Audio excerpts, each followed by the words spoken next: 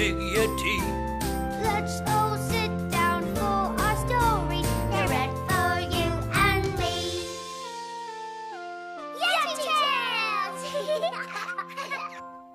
What are you dressing up as, Leon? A superhero. A what? A superhero. Oh, you've got the cape over your head. Oh, yes. Ugh. And me, I'm dressed like an Indian. You're nothing like an Indian. You forgot to wear feathers.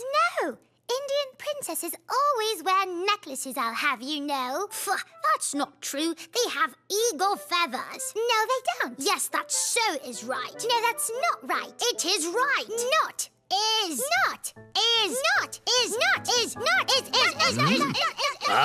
You're not talking about the same type of Indians, mice. There are Native American Indians and Indians from India. And Nina means Indians from India. See? So why are they all called Indians then? Well, that's because the explorer got lost in his ship.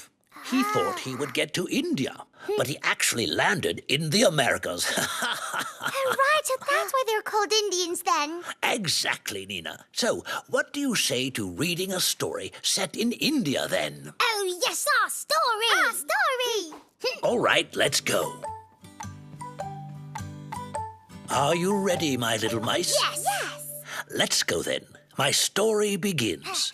An Elephant in a China Palace by Philippe Hugi. So have we already read stories about her? Well, yes, Nina. Princess Flora and... And the book with the robots. That's right, little mice. Well done. Once upon a time, there was a princess called Pup who really loved pet animals. Wow, it's the porcelain palace. It's huge. Her father, the Maharaja. The what? The Maharaja, Leon. That's what they call the king in India. Yes, Leon, the Maharaja. Everyone knows that. That's almost it, Nina. The Maharaja. The Maharaja. Well done. Hey. Can I start the story now, eh? Her father, the Maharaja, would shower her with gifts, and one day brought her a new, pretty and terribly sweet little animal. Is the pretty cute little animal a cat? No, it's him. No way, Nina. As you see, that's an elephant. And elephants are not small. That's true, but it's still a baby.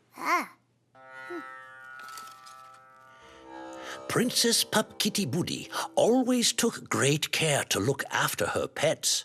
And so the well-nourished, well-cared-for baby elephant grew quickly, much to the great joy of almost everyone, at least at first. The Maharaja King is all wet. And he doesn't seem too happy about it. Well, I'd like to take an elephant shower. Oh, yes, that must be really fun with his trunk shower hose. Oh, they locked him up. But why? What did he do? Wait, let's keep reading. The bigger the animal grew, the bigger the problems were. There was always something, even when it did nothing. The guards could no longer control it, and the Maharaja had had enough. It was the straw that broke the china vase. Well, yes, he grew much too big. As big as... No, me? Oh, you're exaggerating, mice. I'm not as big as an elephant, am I? Yes! But don't worry, because the bookshop doesn't have any vases that might break. That's all right, then. In the name of a puff pastry brioche, I'll carry on. Yes. They tried psychology and a firm hand, but it just made the elephant more nervous. The Maharaja promised great treasures to the person who could get the creature to behave. And what's that? The next bit of the story's in there. Wow, can I open it? Can I? Of course, Leon. Oh, thanks, Yetili. Wow. Word reached high up top. A tree-growing village famous for its acrobats and tightrope walkers. Mothers trained their children to be light-footed from a very young age. High up top, looping. Wow. Can I open the other one, Yetili? Of course, Nina. Go on, then. There was a young villager called Ravi Vanefoot who went to the palace. He nimbly and swiftly climbed up the huge legs and onto the beast's back. Look, I can hardly read. The elephant is taking up so much space. Could you help me a little, mice, eh? I'll open this little flap, and I'll do this one. Ha! There. Perfect. Wow, this book is so great. It has lots of hiding places. Oh, can I read Yetili? If you like, Leon. The little boy started dancing in front of the elephant to make him scared, and he pulled such big faces that the elephant ran off to hide in a hole. That's not what it says, Leon. Thank you for your help, Leon, but that's not actually what it says. Oh. Let's see. Using his skillful, nimble toes, Ravi began to tickle the animal's tummy. Then, the most sensitive spot just behind the ear. The elephant thanked him and calmed down. Phew. He's tickling him with his feet. That's right, Leon. Oh, right. So that's all he wanted, to tickle his feet. Yes, Ravi Vanefoot knew how to tame the animal. Now, Princess Pup Kitty Booty, Ravi Vanefoot, and their elephant make a formidable trio. Hold on a second. So are you saying they're in love now? Who's in love, the princess and the elephant? No, Leon, Ravi Vanefoot and the princess. Oh. And since that day, mahouts have steered their beasts using their toes. And there we are, my little mice. My story is done for today. Oh, that's too cool. So feet aren't just for walking on.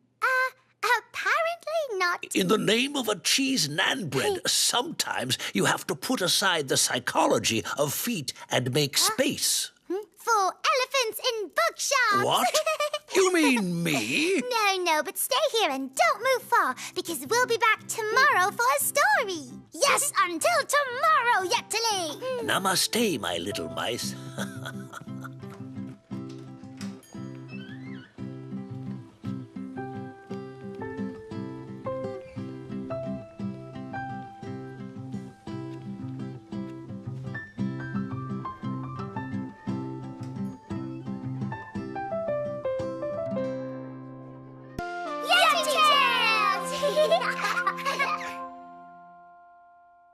I would like the grandfather from the rhinoceros family. Oh, no. Oh, well, here then. Yes.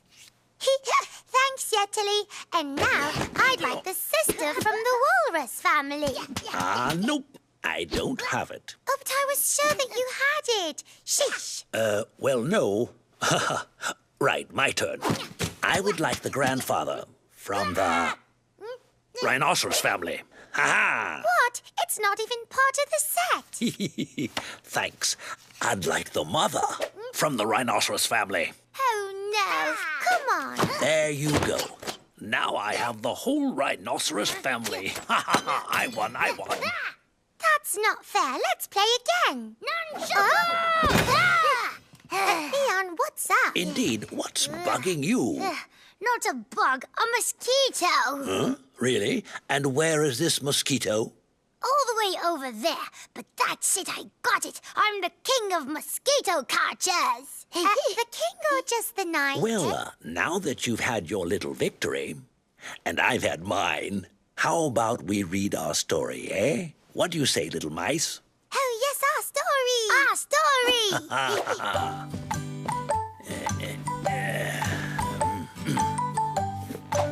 Right.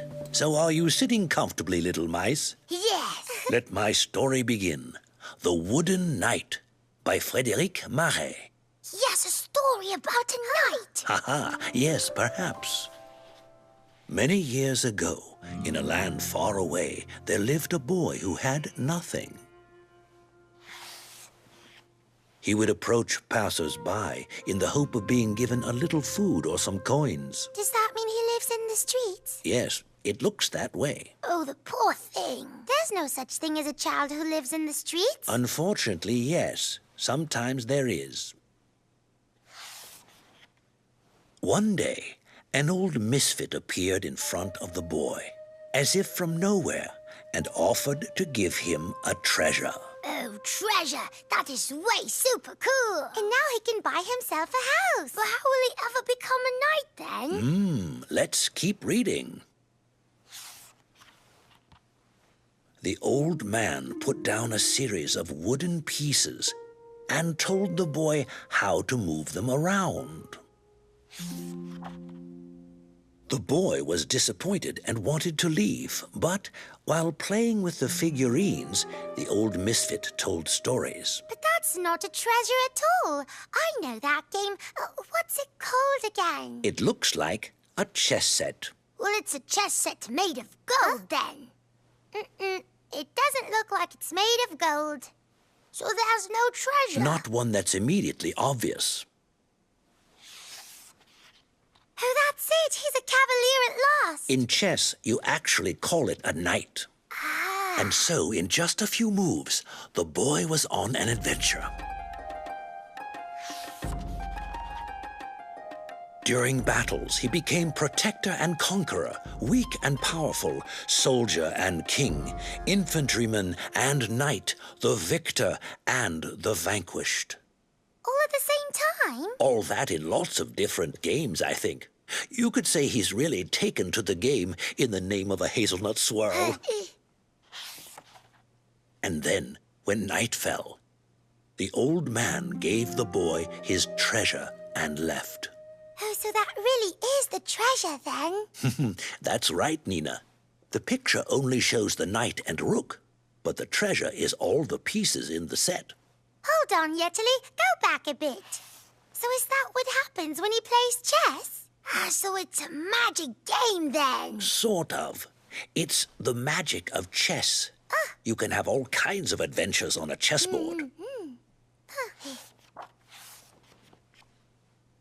The boy was passionate about the game and quickly proved himself to be an excellent player. Who are they? Maybe they're potential adversaries or curious passers-by. A Maharaja heard of the boy's great renown and took him into his employ. Oh, that's really good, because the Maharaja is the king, and that means he won't have to live in the street. That's great! Yes! The Maharaja immediately took his young prodigy on a long journey so that he might pit himself against the best players in all lands. But Yetili, is he really going, or is the boat part of the game? This time it's for real, because there are no boats in chess. The boy fought many tournaments. He never failed to win and was admired across the world. Yes, he's the top champion Chevalier. It's Cavaliers, Leon. Yes, that's what I said. Years later, the champion walked away from his great success and returned to his native land. Time passed, and then one day he came across a little girl who had nothing. He appeared in front of her as if from nowhere, just like the old misfit, and offered her a treasure. Who is he? Well, that's the young boy, but many years have passed. Oh, so that means he's become an older man and it all starts over? The story does seem to repeat itself, and it's likely the little girl's turn to see him as an old misfit. Will she be good at the game too and take on the rooks and misfits? So will she become a knight too? Or a queen? And there we go, little mice. My story is done for today. But there's one thing that I didn't really understand, Yetili. Why is the book called The Wooden Knight, even though he isn't made of wood? Interesting question, Leon. I'm sure that's because chess sets are often made of wood. So the chess knights are wooden. Oh, I see that now. Oh, but wait. I almost missed a page. Loosely based on the life of Mir Malik Sultan Khan, the gifted Indian chess player who was part of the global elite. So does that mean the boy actually existed? That's right, Nina. And he beat everyone that he played against. Check and mate. Check right! So do you know what that means, Leon? Well, yes, it's when... Oh, well, okay, no. Perhaps we could play a game, mice. I haven't played chess in a long time. Oh, yes, too cool! Check and mate! Check and mate. What? Yeti! Whoa, it's beautiful! But it's ginormous. Maybe it could be magic.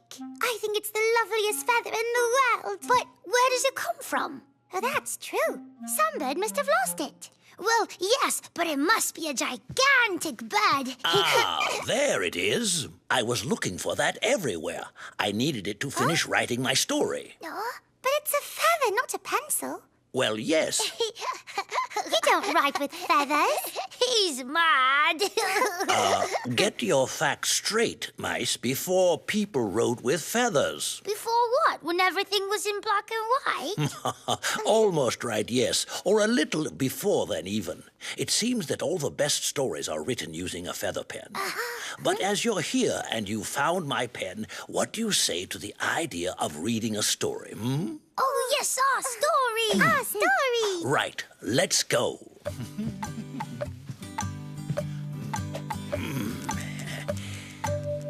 Are you sitting comfortably, little mice? Yes! Let my story begin. The Big Wheel by Christine Begel and Magali Lehuche. Oh, your feather looks like it came from the peacock. Yes, it looks similar. Really does. One morning. Hello, Slimy. Slimy, that's a funny word for a snail. Leave me alone. I didn't say a thing. Look. I've already seen. Wait, where are you going? To the sea, so there. Ha ha! See, on a farm, you do talk nonsense, Slimy. Admit it, you're slimy with awe. And I'm off. So where's the snail soul king? I don't know. Check out my splendid colors. I'm a rainbow, all aglow, and... you coming out or what? Hey, chick, if you want to make the perfect round, gorgeous egg, check out my wheel of feathers, round as the earth. Oh, that peacock is being a little stuck up. Yes, don't we say proud as a peacock? Oops. My egg! I cracked my egg! Your fault, Peacock. Well, he's actually a little too mean to everyone. Hello, Smelly. Here, have a whiff. Smells good, right? What's with the face? If you could see yourself, poor thing. See, my feathers shimmer, smell lovely. Ah, I love me. Oh, I love me. Quack, quack, quack. But, Leon, it's not a duck, it's a peacock. I know, so what sound does a peacock make? Does it go, Papa? No, a peacock goes, Leon, Leon. Does it really? Are you saying that peacocks say Leon? Leon! Leon! Leon! After that lesson in zoology, let's get back to our story. He's too much. Suffocating. We should bring him down a peg, shut his trap. I have an idea. Come close. Not bad. Yeah, that's good. Then let's do it. What? What's it going to do? I don't understand. Me neither, Leon. Let's read on to find out what happens. At the peacocks. Ah, chicken. Are you seeking inspiration to lay an egg? Pretty peacock, you know, today is the village festival. There's a fair. And there's a magnificent wheel, huge. All the colors of the rainbow. It plays music, too. And it never, ever shuts. Not like yours. Will it take it on the big wheel? Is that the plan? Not at all. Just wait and then we'll see. A challenge? Ho, ho, ho. Okay, chick, if I hold my wheel open until the fair ends, you and your friends will admire me for the rest of your pitiful, ugly lives. He who laughs last laughs longest. And if you can't hold it open? What a silly question. The fair runs for a week, 7 days. I'll do it. See, that means it has to hold it for 7 days. Right, so that's long then. Monday. Respect, Peacock. Yeah. Indeed. Tuesday. Wednesday. Looking good. For now, we're on to a loser. Don't worry, it won't last. Just wait. Monday, Tuesday, Wednesday, 3 days already. Without sleep, maybe it is pretty impressive after all. Thursday. As long as he can't hold it. Has it still not moved an inch? Hasn't even moved a feather. Let's go into the forest and touch wood. And pray to Saint Margaret of Cow Dung. Friday. What? Humph. A faint whiff of sweat. Other than that, nothing. Saturday morning. The wheel's starting to droop. Isn't it? No. That peacock is mighty powerful. Well, that's what I said. Saturday evening. Amazing. See you tomorrow. Oh, my, so it's going to win. There's only 1 day left. Incredible. Sunday morning. Look, look.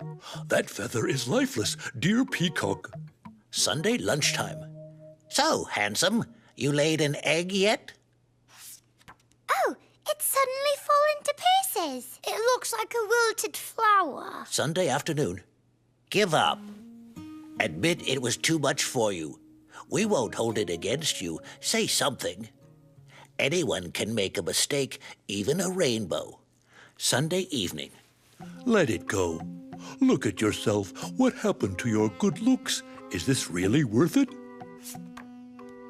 I'm wiped out. And I lost. It's not even nighttime yet. Oh, there you go. It lost. Come on. You won. What, so it won? Really? You won the right to admire us. Well, they're not very nice either. We still love you, Peacock. And there you go, little mice. My story is done for today. Already? Oh, well, we're not going to wait a week. We're going to get to it right away. Come on, Leon. Leon! Leon! Leon! Stop it, Nina. Okay, then. Bye, Yetili. Bye-bye, Yetili. Leon! Leon! Leon! Leon! No! See you tomorrow, little mice. As for me, no way that I'll wait for the end of the fair before disappearing. And puff.